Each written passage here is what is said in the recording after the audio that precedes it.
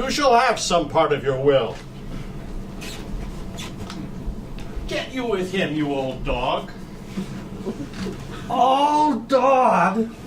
Is that my reward? Most true. I have lost my teeth in your service.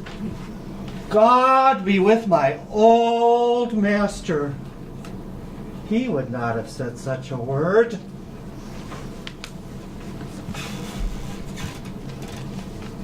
Is it even so? Begin you to grow upon me. I will physic your rankness, and yet give no 1,000 crowns neither. Holla, Dennis! Calls, your worship? Was not Charles, the Duke's wrestler, here to speak with me? Call him in. 'Twill be a good way. And tomorrow the wrestling is. Good morrow to your worship. Good Monsieur Charles. What's the new news at the new court? Oh, the old Duke is banished by his younger brother, the new Duke. As I understand, 3 or 4 loving lords have put themselves into voluntary exile with him. Can you tell if Rosalind, the Duke's daughter, be banished with her father? Oh no, for the Duke's daughter, her cousin, so loves her that she would have followed her into exile. Yea, or have died to stay behind her. They were ever from their cradles bred together, and never 2 ladies loved as they do. Where will the old Duke live? They say he is already in the forest of Arden, and many merry men with him. Ah, and there they live like the old Robin Hood of England. What, you wrestle tomorrow before the new Duke? I am given, sir, secretly, to understand that your younger brother, Orlando, hath a disposition to come in disguised to try a fall against me. Your brother is but young and tender, and I, for your love, I would be loath to foil him. Charles, I thank thee for thy love to me, which thou shalt find I will most kindly requite. I'll tell thee, Charles, it is the stubbornest young fellow of France, full of ambition, a secret and villainous contriver against me, his natural brother. Therefore, I had as lief thou didst break his neck as his finger. If he come tomorrow, I'll give him his payment. Farewell, good Charles. Now will I stir this gamester. I hope I shall see an end of him. For my soul, yet I know not why, hates nothing more than he. This wrestler shall clear all. I pray thee, Rosalind, sweet my coz, be merry.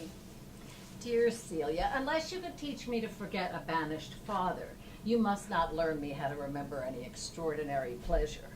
You know my father hath no child but I, and truly when he dies, thou shalt be his heir. Therefore, what he has taken away from thy father perforce, I will give thee again in affection. Therefore, my sweet Roz, my dear Roz, be merry. From henceforth I will, coz. Mistress, you must come away to your father. Were you made the messenger? Oh, no, by mine honor, but I was bid to come for you. You'll be whipped for slander one of these days. The more pity, when fools may not speak wisely, what wise men do foolishly. By my troth thou sayest true, for since the little wit that fools have was silenced, the little foolery that wise men have makes a great show. Ah, here comes Monsieur LeBeau, All with his mouth full of news. which he will put on us as pigeons feed their young. Bonjour, Monsieur LeBeau, what's the news? Fair princess, you have missed much good wrestling sport. I will tell you the beginning, and if it please your ladyships, you may see the end, for the best is yet to do. And here, where you are, they are coming to perform it. Well, the beginning, that is dead and buried. There comes an old man and his 3 sons. The eldest of the three wrestled with Charles, the Duke's wrestler, which Charles, in a moment, threw him, broke 3 of his ribs. There's a little chance of life in him. So he served the second, and so the third. Yonder they lie, the poor old man, their father, making pitiful dole over them.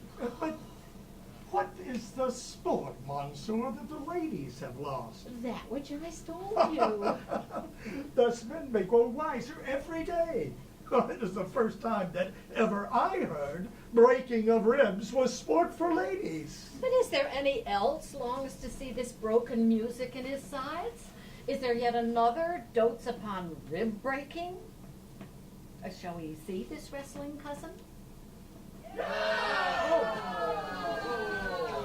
Come on, since the youth will not be entreated his own peril on his forwardness.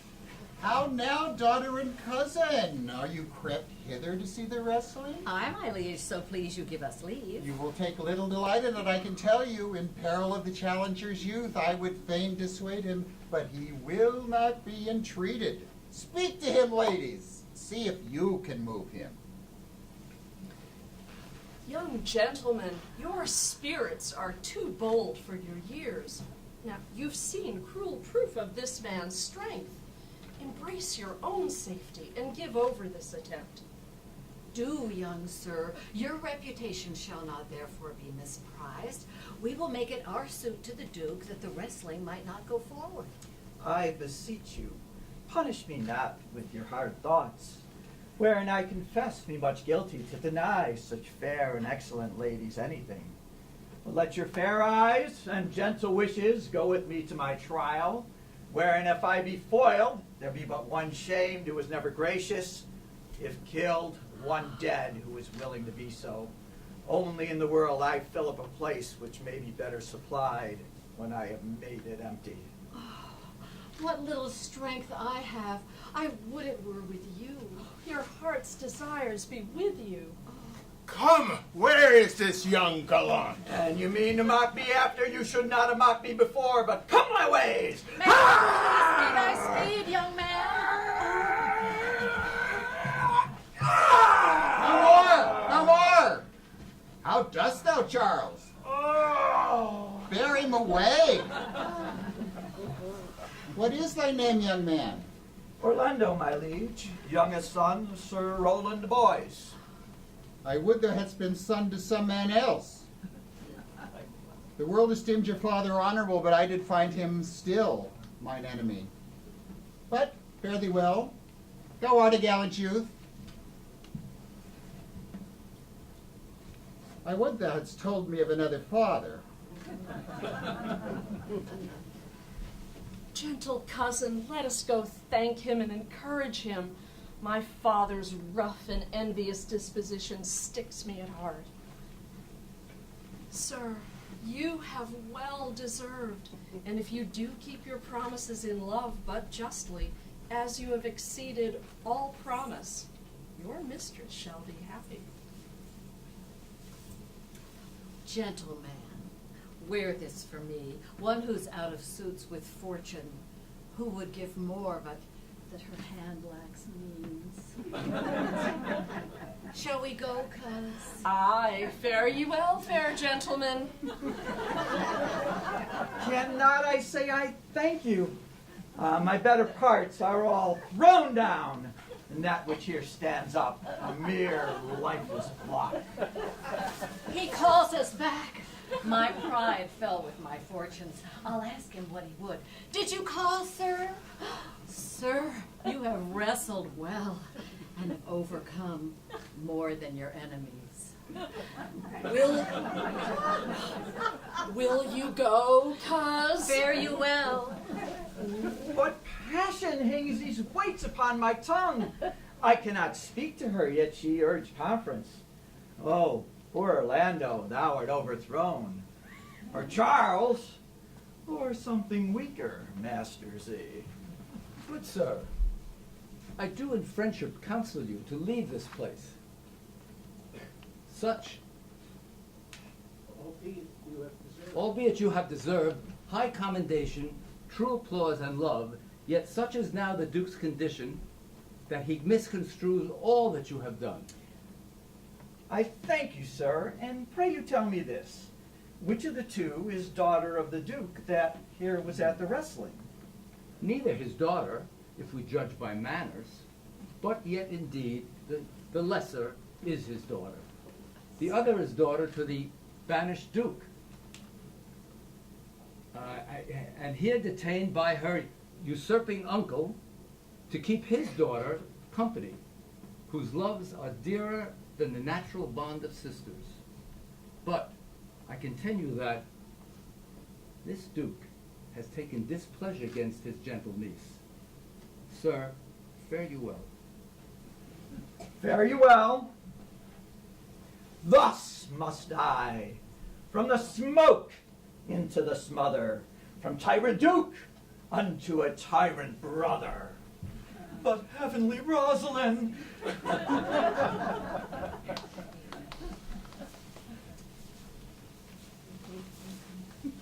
Why, cousin, why, Rosalind, Cupid have mercy, not a word. Not one to throw at a dog. Oh, come, wrestle with thy affections.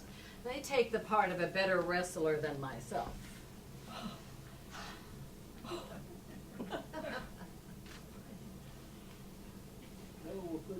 Oh, a good wish upon you.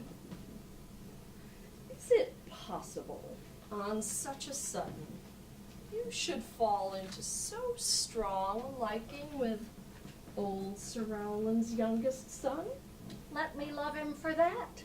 And do you love him too? Look, here comes the Duke. With his eyes full of anger. Mistress, dispatch you with your safest haste, and get you from our court. Me, uncle? You, cousin, within these 10 days. If that thou beest found so near our public court as 20 miles, thou diest for it. I beseech your grace, let me the knowledge of my fault bear with me. Thou art thy father's daughter, there's enough. Oh, so was I when your highness took his dukedom. So was I when your highness banished him. Treason is not inherited, my lord. Dear sovereign, hear me speak. She is too subtle for thee. And her smoothness, her very silence, and her patience speak to the people, and they pity her. Thou art a fool. She robs thee of thy name. Firm and irrevocable is my doom which I have passed upon her. She is banished. Pronounce that sentence then on me, my liege. I cannot live out of her company. You are a fool. You needs provide yourself. If you outstay the time upon mine honor, and in the greatness of my word, you die. Oh, my poor Rosalind, whither wilt thou go? Wilt thou change fathers? I would give thee mine. I charge thee, be not thou more grieved than I am. I have more cause. Thou hast not, cousin. Prithee be cheerful. Knowest thou not? The Duke hath banished me, his daughter. That he hath not. No, hath not? Rosalind lacks then the love that teacheth me that thou and I are one. Say what thou canst. I'll go along with thee. Why, whither shall we go? To seek my uncle in the forest of Arden.